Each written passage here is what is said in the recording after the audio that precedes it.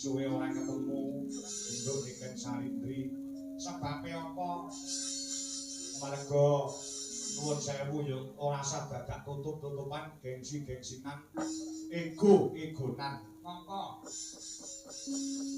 aku yo laget bengi iki ing atase ditanggap karo piyayi ket sore mau urung petuk karo sing di omah nembe ning panggung iki mau aku lagi tepung lawan panjenengane Bapak Suhadi saha Ibu Atik Rosliani SPD.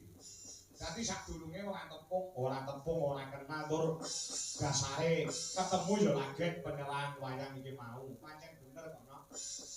Dadi awake dhewe bengi iki kuwi asline melu manajemene anak wedok Niken Salindri. Oh, ngono ya.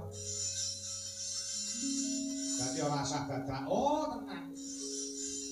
Mongko Niken Salindri iki apa jenenge iki wis ngerti dhewe to no. Jenenge wis nebeki jagat. Oh, ngono karo dalang sapa-sapa wae kenal kabeh paribasane. Oh, ngono. Heeh. Nah, kamilujan panjenengane Pak Suhadi saha Ibu Atik kuwi fanatik menang anak wedok si Niken Salindri. Oh, heeh. Pak Niken pokoke kula nanggap jenengan dalange ajeng jenengan paringi sapa-sapa gelem. Oh, heeh. Lah kebetulan anak wedok kuwi nek karo aku wis kaya bapak karo anak. Oh, ngono ya. Makasane aku dibel karo ibune Niken. Oh, Mbak Wiwin. Heeh. Pak, napa saged tanggal 12 Juni wayangan wonten ing Laladan Babakan Kecamatan Mangkur Kabupaten Ngawi. Wis saking Mbak iki wis kosong. Oh, heeh. Pinten Pak? Dadi aku ki nyang-nyangan regoe karo Pak orang karo Pak Suhadi lho. Oh, heeh. Ya karo mboke Niken kuwi. Oh, ya apa to, Mbak? Mriku entene pinten? Oh, ya. Nyatane alhamdulillah no bengi iki iso kasembatan iso nglakon. Oh, ora awake dhewe dereke anak wedok. Oh, mongko Pemarep golek dalang sing nom-nom, sing cakrak-cakrak, sing ganteng-ganteng ya akeh. Apa kok golek dalang kok wis tuwek. Oh, ngono. Ya ben-bene ana hubungane bapak karo anak kuwi mau mergo nek kan Salindri iki kan cilik biyen kan SD wis kulino sepanggung lawan awake dhewe. Lah iya matur sembah nuwun. Anak wedok matur sembah nuwun menjane Pak Suhadi. Ya heeh. So Ibu Atik. Terus liyani. Heeh, asma Kinarya Japa, Pak Suhadi. Heeh. Ngono ya yo. Heeh. Nadyan kelaku nembe sak kelibatan pinanggih ketemu lawan dari Pak Suhadi nitik saka jenenge wis terbukti lho. Oh, Suhadi. Su iki tegese sugiye ora dienggo dhewe ning sugiye kanggo masyarakat terbukti pada malam hari ini gelar wayang kulit dalang anom Dwi Jogangko dan Iken Salindri iso ngrawuhne warga masyarakat ana ing babatan mula tepuk tangan buat Pak Suhadi sak keluarga. Kaya ngono ya ya. Heeh. Sugi tegese sugi ora dienggo dhewe, ora dienggo dhewe. Dienggo nyenengke kelawan tangga teparo, dienggo nyenengke kelawan para kabeh pendemen budaya. Dasare duwe gawe ngunduh manten telung bengi tontonan ramandhek. Oh, heeh. Bengi kae campur sari. Oh, heeh. Mau bengi ya campur sari, bengi iki minangka puncak acara wayangan. Oh, heeh. Selain gawe senenge wong liya utawa dana rasa, lan kabeh para warga masyarakat juga berbagi rezeki. Oh, heeh. Aku mau ketemu karo panitia. Panitia Pak Kangko saestu Pak niki wah sing dodol niku kuwatah. Lah iki berarti menjane Pak Suhadi juga menghidupkan UMKM. Nyatane sing dodol ya pirang-pirang, tur racake ya kerejengen kabeh. Oh, ngono ya iya. Luar biasa, sing dodol ya melu laris. Aku mumpung arang-arang sowan ning nggon Pangkur, daerah Pangkur no. Oh, ngono. Iki jane rahasia, ning gandeng aku tresno karo wong kene. Iki tak tokne rahasiane. Apa? Perkara wong dodol supaya dagangan cepet entek. Kuwi asline aku duwe ilmune. Nyatane aku dadi dalang ya alhamdulillah rapate iso leren. Oh, heeh. Ana ilmune nggo dodol apa wae supaya dagangane cepet entek, cepet laris. Ana posone utawa tirakate diposoni pitung Senin, pitung Kemis ora entuk pedhot. Dodol apa wae bakale cepet entek dagangane. Heeh. Nalika ngeler dagangan apa wae, wi gedhog lemah ping 3, maca bismillahirrahmanirrahim ping 3. Wekasane kuwi diwacane surat Al-Fatihah ping 3, wekasane maca mantra Jawa, Semar Dasar Gareng Eneng Petruk Celuk-celuk, sing dodol Sri Kandi sing nukoni Janaka. Kuwi anggere kulane 1000 nek ngedoni 500-an cepet entek. Ah, lha kuwi ngejak kere nek ngene. Banyolane ngono iki. Perkara rezeki ki enek sing ngatur, wis enek sing nata. Heeh. Ora beda penjenengane Pak Suhadi.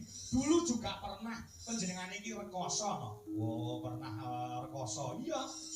Nek ora kleru tahun 2018 2019. Oh, ngono iya. Penjenengane yo pernah rekoso. Mula gandeng mulai tahun 2021 nganti sayaene diweni rezeki saka Gusti Allah. Sing turah-turah blawah sing kaya ngene iki ngiras pantes syukuran kangge srana nyenengke wong pirang-pirang dalam rangka ngunduh temanten. Oh, heeh. Kowe kok ngerti panjenengane Pak Suhadi biyen yo tau rekoso. Ngerti. Aku mau sore jagongan karo Pak Marsis mantan lurah Babatan. Aku diceritani beliaunya iki pancen yo piyai sing tanggung jawab, piyai sing cokat cakut reginas trampil. Ya ora kendho ning kenceng semangate. Wow, ngono ja. Luar biasa ya, luar biasa nek nggih contoh. Ya cah wayangan kaya ngene tak kurang 100 juta no. Oh, iya. Belum iki campur sari, iki nane ya campur sari. Ya. Dadi su iki nggih, sugihe ora dienggo dhewe, ning sugihe kanggo sono nyenengke wong pirang-pirang. Pedomane Pak Suhadi. Kuwi apik-apike wong kuwi nek uripe bisa piguna tumrap bebrayan agung utawa piguna tumrap wong akeh. Oh, heeh. Pekasane tegese ha kuwi apa? Harapannya ditumpukan kepada Mas Rema Sefri Faturosi. Heeh. Iya, heeh. Harapan kedepannya kuwi ditumpukan kepada Mas Rema minangka dadi putra penjane Pak Suhadi saka Ibu Atik terus liyani. Oh, heeh. Ayo, heeh. Di iki tegese apa? Di tegese dina iki minangka bukti bahwasannya penjenengan Pak Suhadi saha Bu Atik tresna kelawan putrane ditanggapne wayang kang sarta ditanggapne campur sari sing tanpa leren paribasane. Wah, iya. Suhadi iki tegese kuwi. Heeh.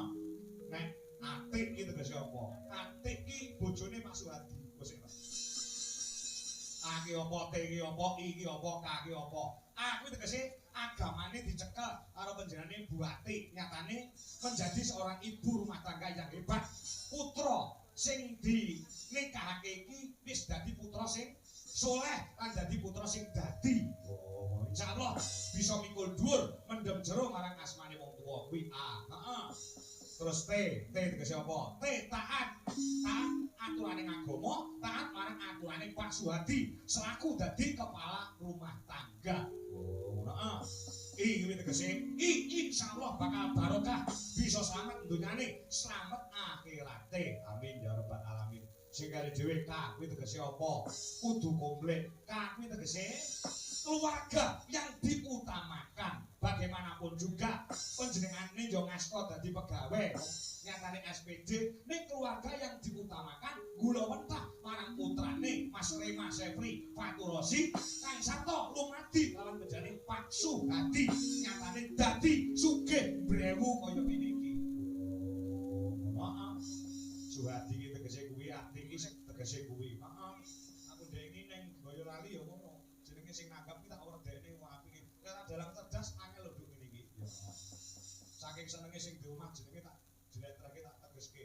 Kuwi libuane munggah panggung nyawer aku 2 juta. Kuwi ning Boyolali ning kene mbok. Ono heeh. Ya sampe dawuh nek perkara dhuwit aja kuwatir. Paribasane duwite Pak Suhadi ki enek nomor serine tegese duwite pirang-pirang. Heeh, upil apa nanggap Niken Salindri? Upil apa nanggap Dwija Laras Indonesia? Ya. Ngono ya, yo. Heeh, kula didongake. Teman-teman sekalian, ya Mas Rema Sefri Faturozi, ya. Sing wis jauh kelawan Mbak Yulia Rizka Dwi Atmawati putra saka panjenengane Bapak Dr. Andes Sumarji so Ibu di era Hajah Sri Supraptini ya sing lenggahe ana Jalan Lurah Suro Darmo nomor 27 Nganjuk Jawa Timur ya nek lumban ing reh babakan kekeluargaan iku muga-muga pikantuk wahyune jodoh wiwit saiki nganti sak laminipun Allahumma bilang lan donga marang murbane Gusti Kang Banasa muga-muga bebrayane menjane Mas Rema lan Mbak Yulia ya entuk berkah Gusti Allah Subhanahu wa taala dadi temanten ing sakinah mawaddah warahmah maslahah didine kata akhirah bisa menciptakan baiti janati rumahku adalah surgaku kan bisa dadi asrana ingkang pinaringan golek kencana kang bisa tata jamo wujude putra kakung sing saleh putra putri sing salehah pekasane bisa mikul dhuwur mendem jero marang asmane wong tuwa kang sarta simbah kakung lan mbah putri ya piguna umrah nusa bangsa kelawan agama Allahumma amin amin ya rabbal alamin asbuna Allah nikmat wakil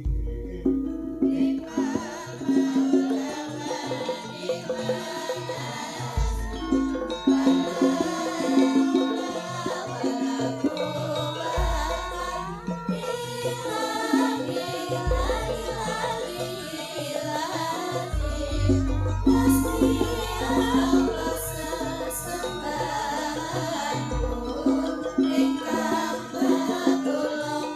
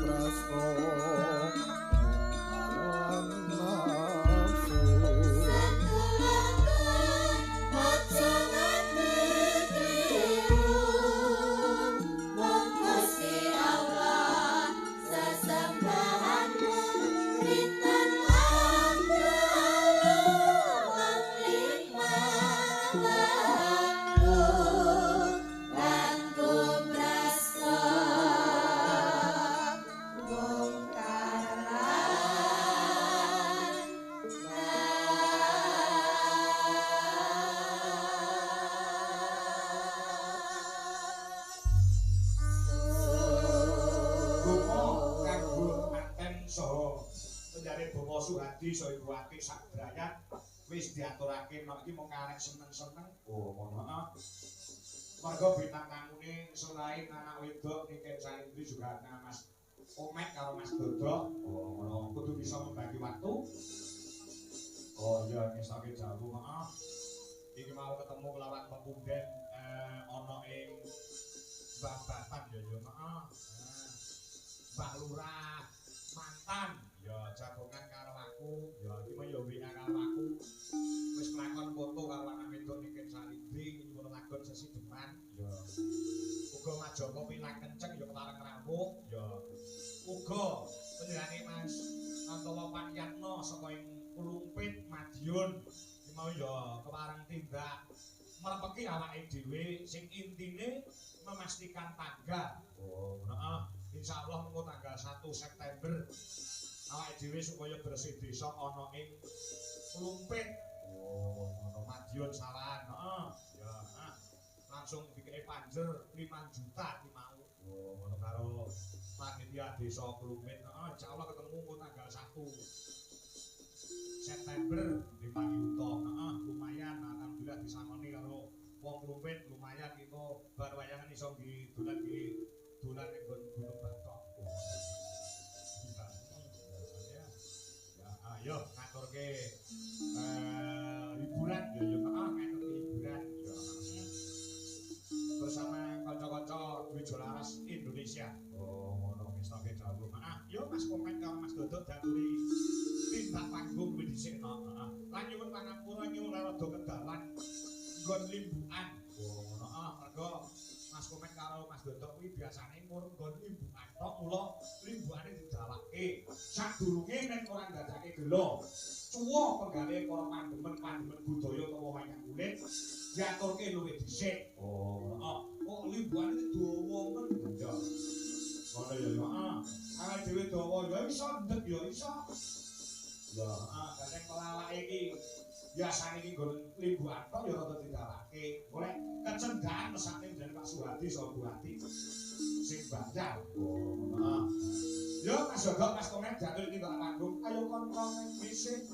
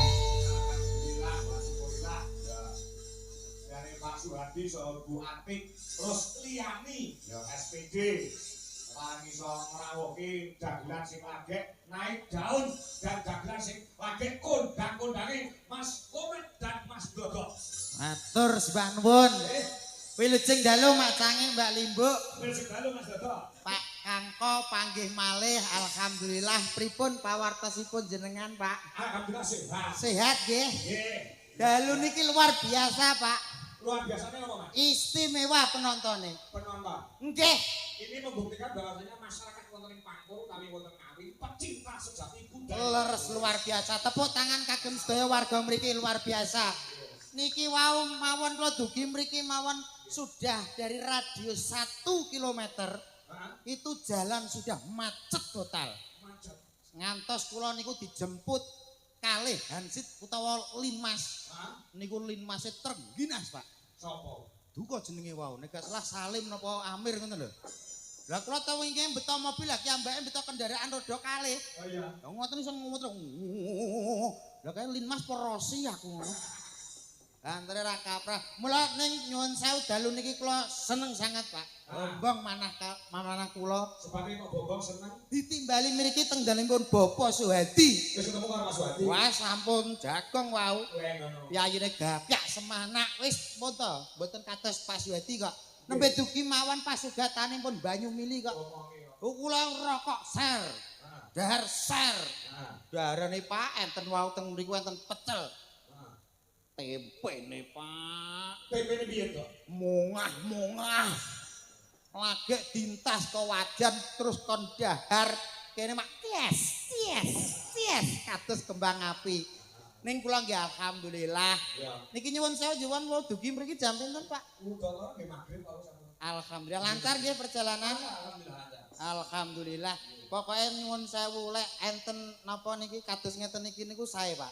Nggih. Wonten mantenan kok nanggap pringgitan iki sae. Nguri-nguri budaya leres. Budaya ingkang adiluhur diuri-uri. Nggih. Mboten kados tiyang nggen kula. Nggih. Tangga kula niku enten mantenan malah nanggape son herek. Dadi tangga keparo niku langsung. Ya mboten napa-napa. Nggih benten-benten nggih senengane benten. Apa to, Mas? Kok jual-jual kue pengen ngomong. Kalau dalange. Iya no. Kalau macange. Nggih. Iso omong. Iso wong kok. Oh iya, wis ndang ngomong. Heeh.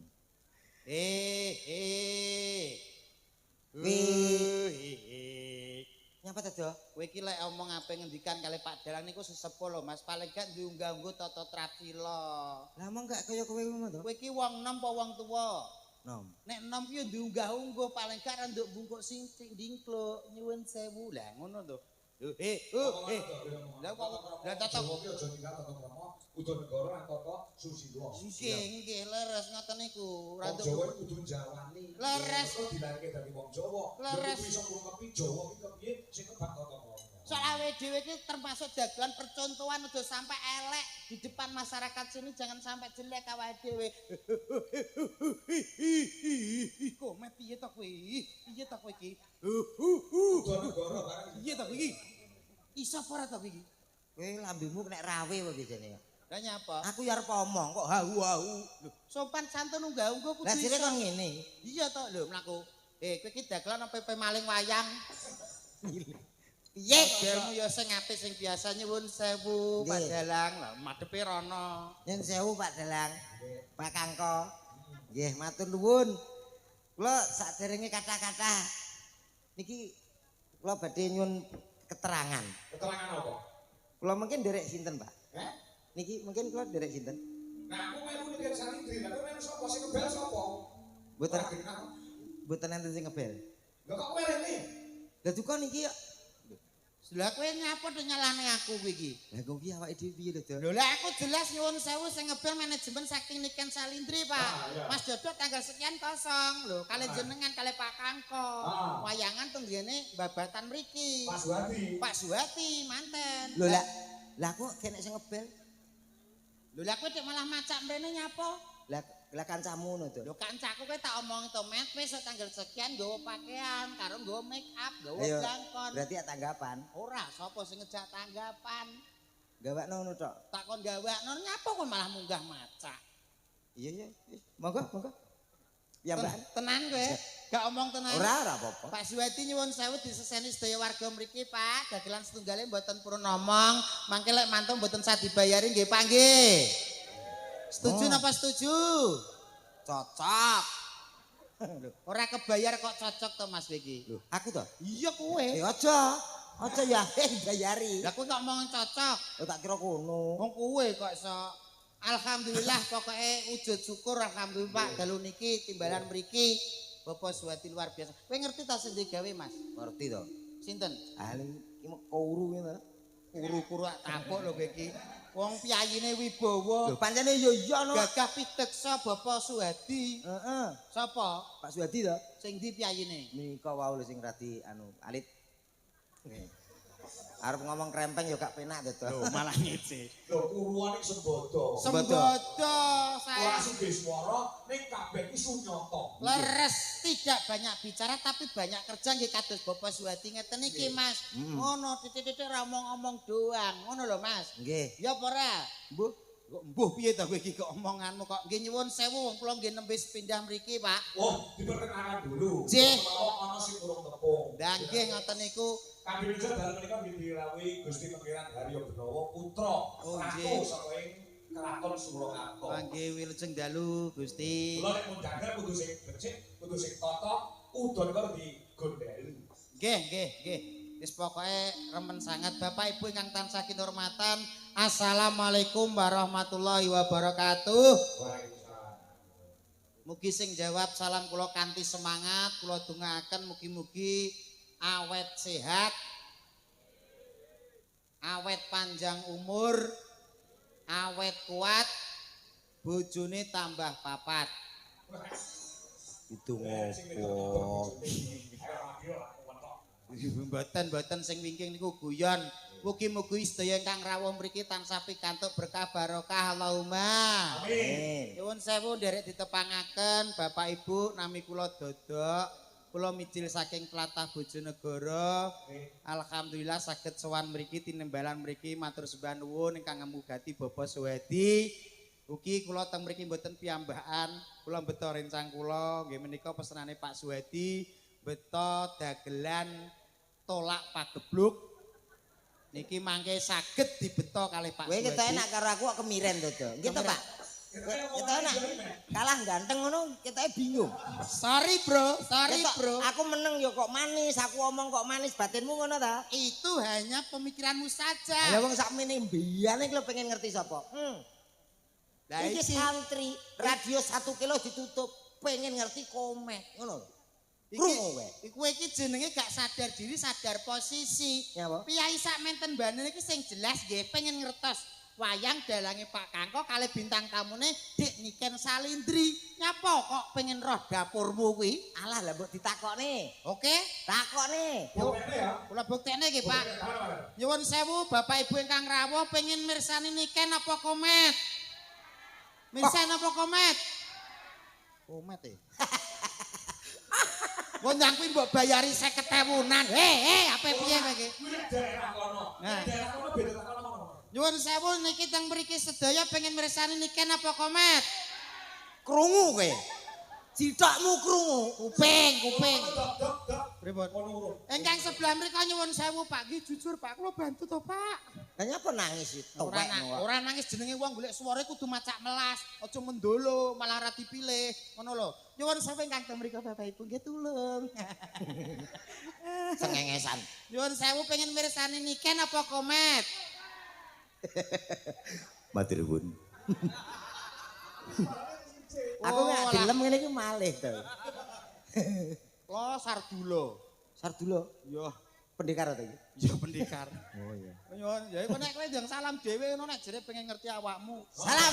Pengen kae iki pengen ngerti apa jenenge karo komen. Nggih. Nggih. Kula dikek wektu kanggo salam to. Nggih, Pak.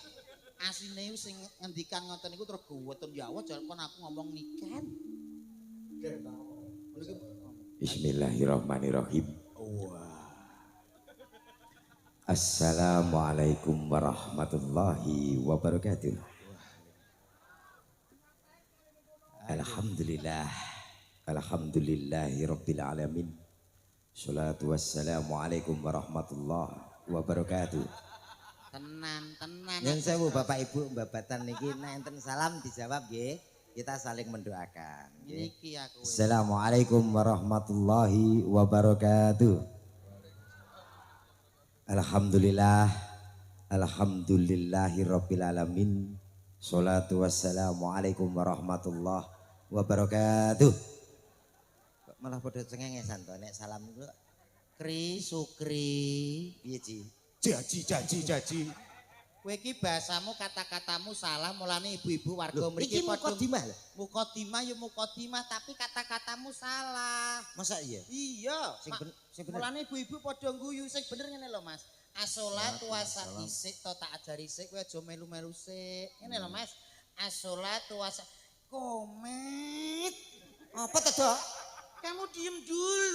Loh, aku meneng aku gur umi ngene, Dok. Kamu udah umi-umi tuh ganggu konsentrasi aku tahu. Waduh, rupane kaya mangkok ada. Konsentrasi. Mangkrong makok nggo ngepruk cengelmu Eh, kuwi. nesu. Ora nesu aku. Iya, iya, tak meneng. Meneng cep. Nyun sewu lho Pak, nggih kula bener yen kersane mboten salah kepaham, ngoten lho. As-sholatu wassalamu ala asrofil anbiya wal mursalin. Ngono lho Mas. Berarti kurang ambiak. Ambiya ki pari to piye kok? Anbiya.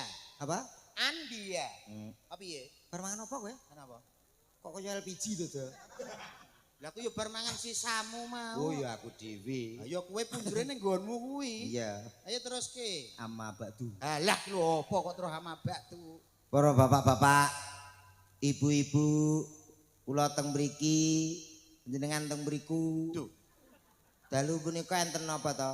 Lho, jelas wayang mosok ngene tahlilan, Cluk. Nenek wong sambutan mbok menek. Aja ganggu.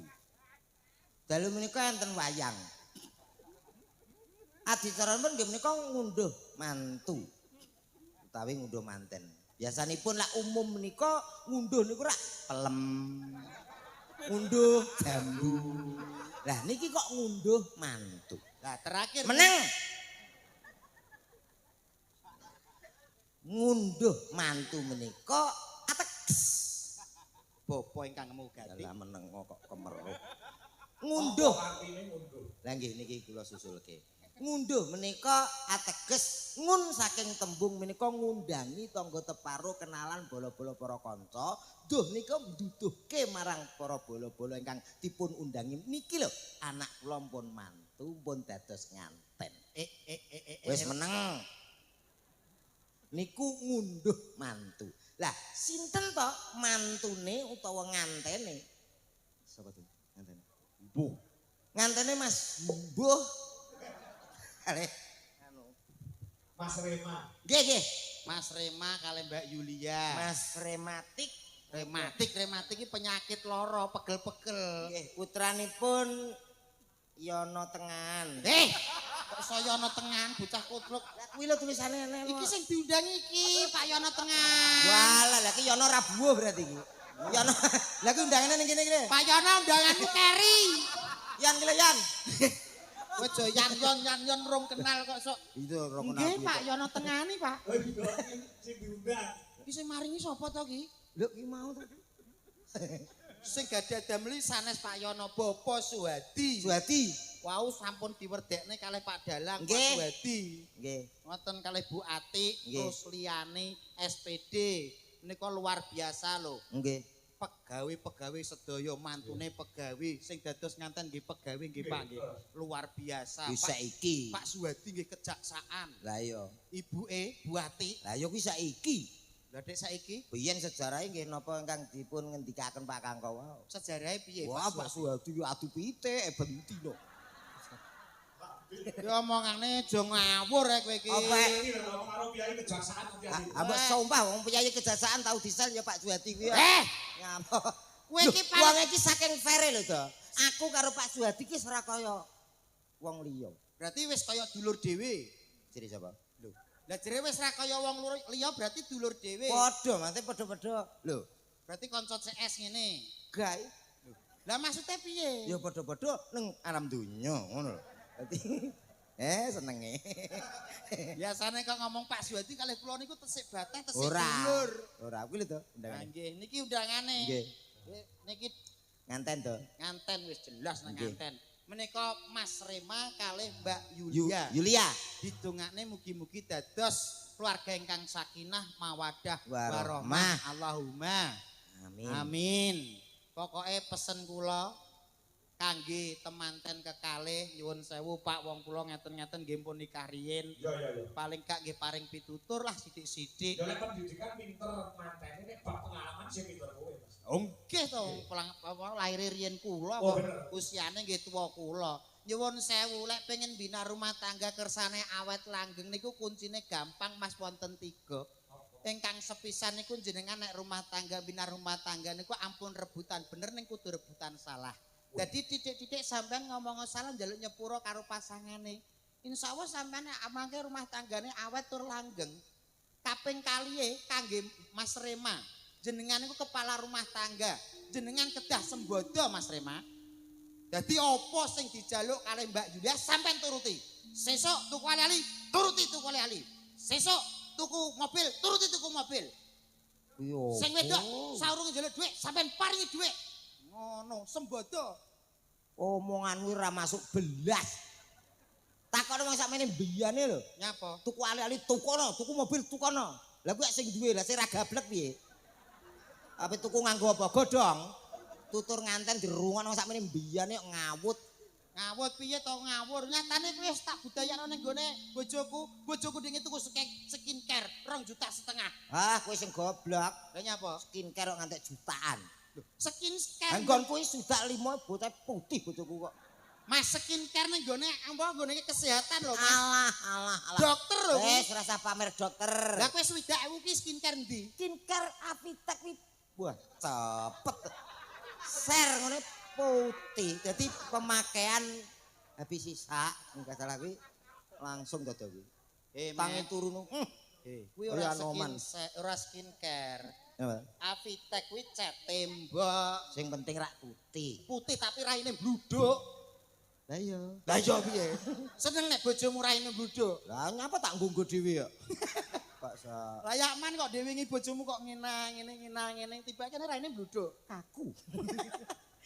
Kangge Mbak Yulia, nggih to? Sing ketiga iku. Sing ketiga, Yang ketiga. kangge Mbak Yulia, sampean kudu perbanyak sing jenenge senyum sumeh kalih pasanganipun. Nah, nek Dadi misale kok Mas Rima mantuk saking merdamel niku jenengan senyum. Lho, perbanyaklah senyum. Rumah iya. tangga mesti langgeng. nak niki masuk, Pak. Masuk. Mula bojone Mas Dodok teng jeding renek sapa-sapa ya senyum. Enek tamu ya ngene iki. Terus, ae senyum. Ya. Iki merongos Aja ngaku lho, Dok. Aja ngaku piye? Ora, kayak cuma mukake kemunduran ngono lho. Mukake kemunduran berarti lambene kemajon. Lho, aja ngomong ngono. Wong-wong wis mesti wah merongos kae ngono. Lah nek niki kula bantah, Pak. Mbak piye? Mangsane wong bojo mrongos kuwi gak enek faedahe utawa manfaate to piye? Napa? Nyatane bojoku mrongos kuwi dimanfaatno karo Indomaret Oh, karo dikontrak? Lho dikontrak Mas 2 tahun setengah. Indomaret karo Alfamart. Karyawam. Karya ayam. Bagian apa itu? Iya kuwi dikontrak terus. Dadi dikek ning ngarep lawang, Iya. ya lawange Indomaret nyuwun sewu, Pak. Iya. Bojo mrongos manfaate niku. Nggih. Dikek lungguhan sing apik. Iya. Anggere nek wong apa tuku teh botol, ngene bojoku wis ngene. Cetak, Walah dadi cukit. cetak. Sakno. Nyata- Tutur nganten ora masuk blas. Lah kaya pituturmu kanggo nganten apa? Sementing kagem mantene muga-muga bahagia enggal-enggal pun paringi putra. Sing sepuh-sepuh ampun ganggu temanten anyar. Nah niki penak wis di kamar dhewe. Lho iya no atase nyuwun sewu. Pak Suhadi. Pak Suwadi wong mampu Nggih, sugih kok. beda karo aku biyen nganten anyar, omah ya anyar. Lah nyapa? Ngomah ya anyar, kamarke urung eneng gedhe kene to. Iya.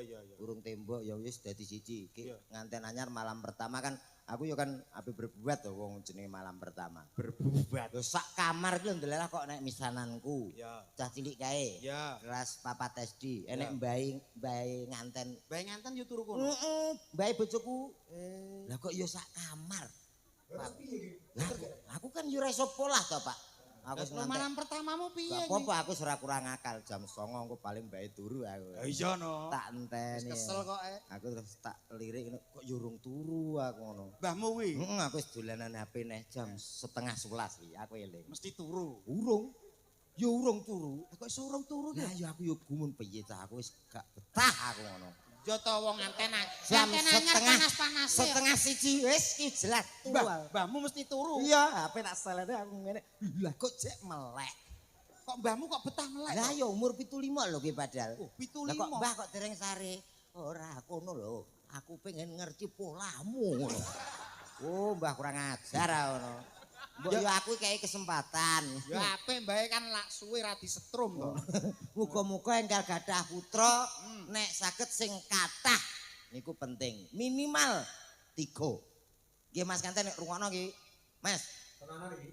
Kowe iki lho apa? Kowe kok galak-galak wong sing nanggapi ngantene kok kowe galak. Nganten wong tuwek aku kok. Oh ngono. Iya to? Berarti kudu Mas Rema iki to? Mas Rema. Karo Mbak Lia minimal 3.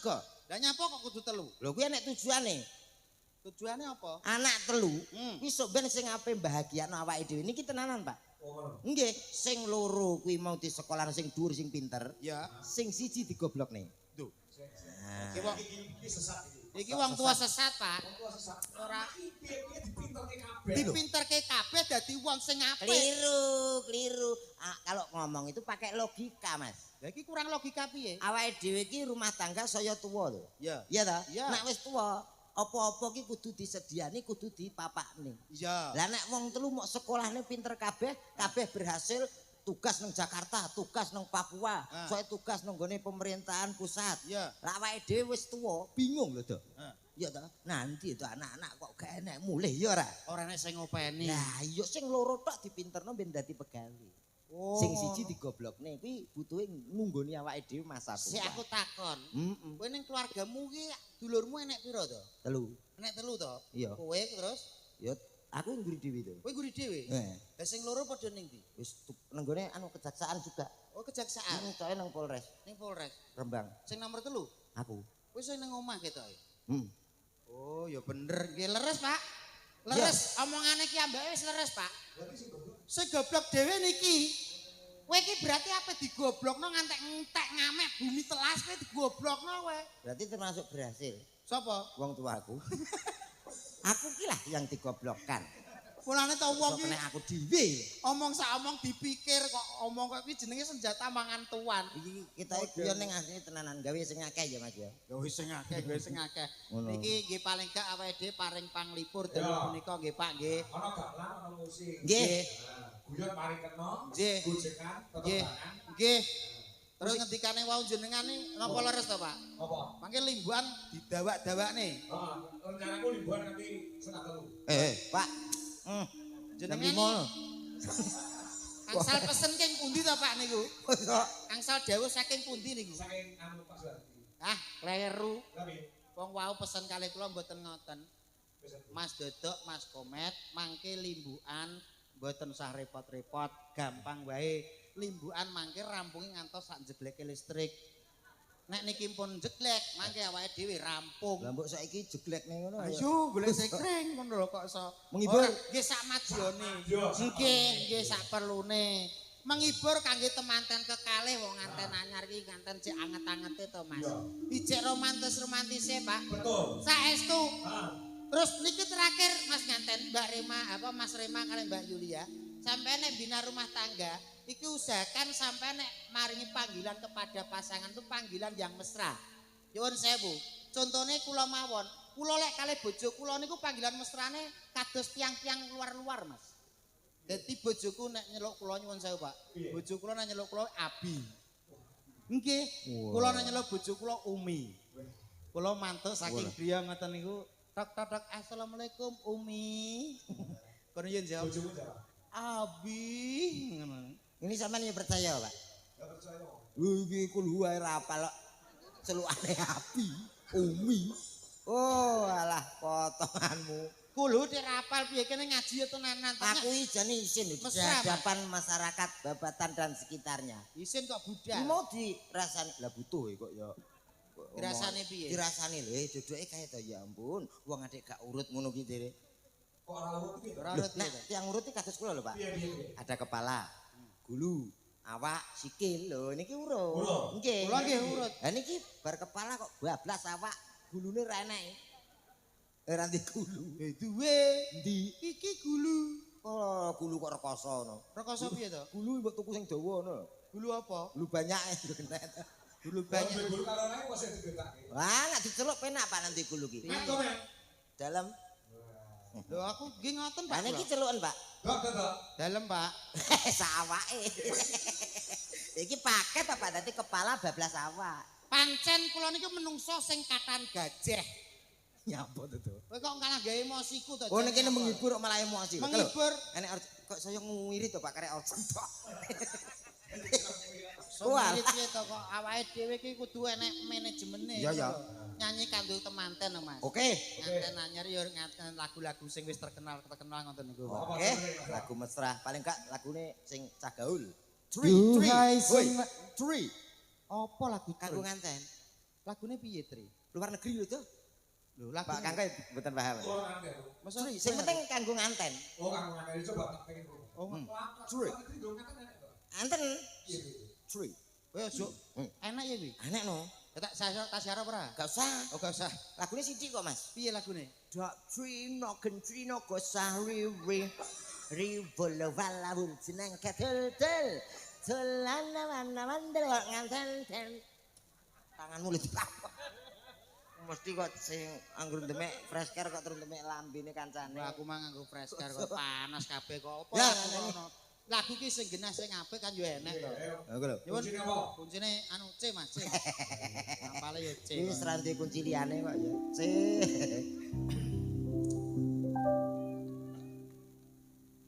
Duhai senangnya temantin baru. Itu siapa Mas? Anu ki pelok barang. Aku perang-perang dino kuping kurang ndek bosok Mas, ngapunten lho. Gak apa-apa tekamu sakmono men bosok repe. Du.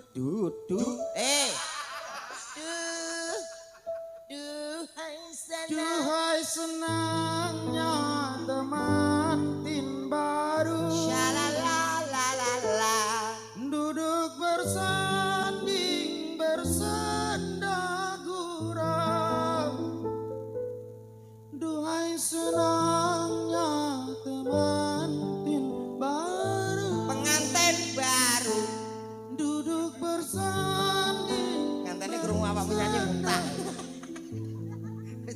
padha karo nyepelene suaraku elek ngono to. Bahasa omongnya, kok kowe nak suarane ngono sih, Dik? Gitu. Karena nek suaraku ra penak mbok ya suaramu dhewe. Lah aku wis kene wis ngerti kabeh nek suaraku iki piye. Kowe kok kat mau kok engkek sombong congkak to kowe dina iki kok. Siarno. Oke. Innalillahi wa inna ilaihi. Apa nyanyi malah nyiarno mayit. Lah jere mau kon nyiarno menapa kula salah to, Pak? Siarno, yo tak siarno to. Karo penontonnya jak komunikasi itu. Oke, baik Bapak Ibu yang hadir di sini masih semangat semuanya. Tasih semangat, Bu. Pokoknya sedaya seger waras nggih. Baik, hadirin semuanya berbahagia, Bapak Ibu babatan yang istimewa. Langsung saja tak panggilin binatang tamu yang satu ini, Coy. Binatang yang satu ini. Piye? Tak panggilin bintang tamu. Bintang ki nek cerah. Lah kowe surem kaya rawa sih. Ya kowe pasangi dop. Dopi kaya hari-hari bayi dikedop kok, Cok. Enak iki kok. Tak panggilin bintang tamu yang satu ini, Coy. Artis yang bekirot ini, Rikot ini, artis yang sudah sangat tercemar di mana-mana. Tahu maling barang oleh. Sudah terkenal di mana-mana. Yo, sama-sama kita kasih lemparan batu batako. Ada siapa dia kalau bukan Komodo. Koma. Kok ning Lah iya. parangi spot sithik-sithik Mas. Iki jane wae. Yo, Kaya nang punden. yuk. Cak Koma. Come on. Matur nuwun lho, Mas. Wah, sepote jan bisa saged menyemangati. La ilaha illallah. Adicara sarajengipun menika proposan. Mayite sae napa sae? Hei. Kau. Ya ya maaf sayang malah ganteng enak kintang kintang tak kintang kintang tak kintang dang ding tung tret maaf Arep nyanyi kok malah di la ilaha. maaf gak usah marah lah nanti kalau kamu marah mukamu ciut loh Mengkeret nih ya.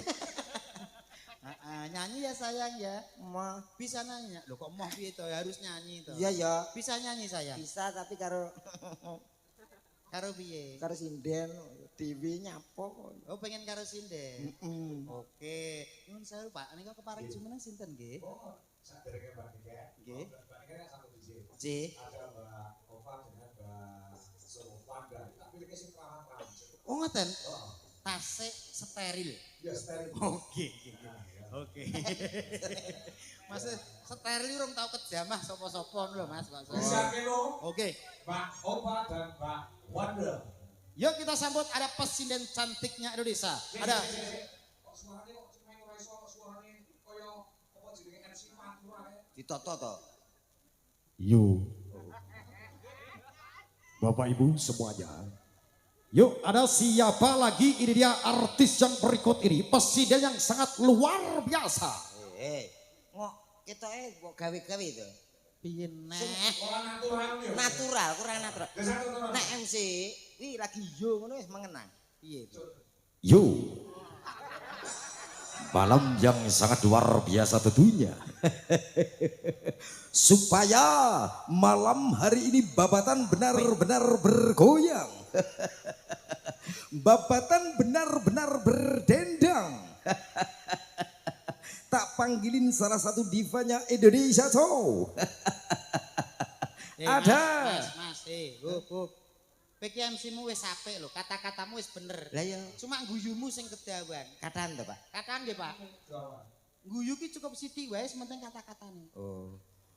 Baik saudaraku semuanya. Tak panggilin salah satu divanya Indonesia. Ada siapa dia? Supaya malam hari ini babatan benar-benar berdendang. Ada siapa dia? Saiki abape mambu tenan. Salahmu dhewe. Niki malah mboten natural nek Jare iki kon jenenge. sithik. Lek ngono kuwi yo kesidhiken to, Mas. Tegese iki aja kesidhiken ngono. Ya. Aja dawa-dawa, aja sithik-sithik. Terus Sedengan. apa? Sedengan. Lambene kaya kupu-kupu. Baik saudaraku, saya panggilkan divanya Indonesia. Ya. Ada siapa dia? Yang satu ini tentunya spesial untuk Anda semua yang sudah hadir. Oke. Bapak. Cocok. Ada si cantik Sulastri. Sulastri gundul ngono. Siapa? Ngawur. Kan sampeyan iso bedane ndi sing wis dibujuk karo sing perawan. Oke. Siji Mayang Anjarsari, sing siji Okpa. Okfa. Ngomong ngono bilang angger. Mayang Anjarsari karo Okpa. Nggih. Ngomong pripun? Tidak tampil kok. Kita tampilnya Tampilkan kan. Ada Maya, Mayang Mayang, Oktavia, Mayang Anjarsari Anjarsari. Anjarsari. Niki bersama Pak Okpa. Mbak Ova. Gini. Nyonto. Akeh kok. Menika. Mayang dan Okpa.